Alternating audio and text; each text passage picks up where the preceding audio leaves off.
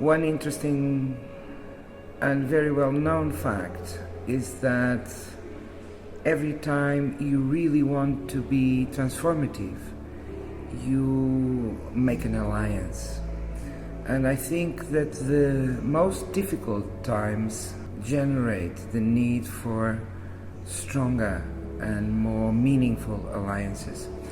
That's why I think that the time we are living now, in terms of the scope of our work in the cultural sphere in Europe, biodiversity, nature conservation, climate emergency, there has not been, probably in living memory, something so difficult to handle as present times.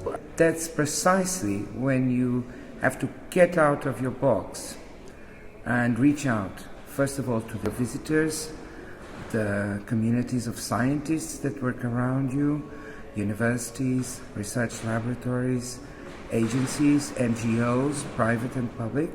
But first and foremost, you have to really establish a connection with your partners that are doing the same thing that you do all over Europe. So that's why CETAF is so important, because it brings together all these museums that have these resources that are so little explored yet. That's what I love about CETAF, is that when you come to think of it, of course we know the museums, but the resources have not been fully explored for science, for research, in terms of making us all a better future.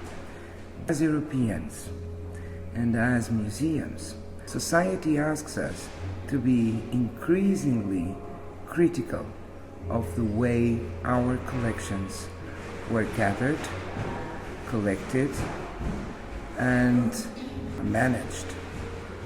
They come more often than not from the South, what we call the Global South, and it's very, very important that we prioritize the immediate return of all the data to these countries where the information came from, but most importantly, to work with them. Because climate change, the biodiversity emergency, is not going to be solved in Europe. It has to be global. And it's not only a matter of working with politicians, that too, it's important, but you have to work with your peers, with museums from the Global South, in order to give new significance to the collections that you have. And for that you need to share immediately all the data you have.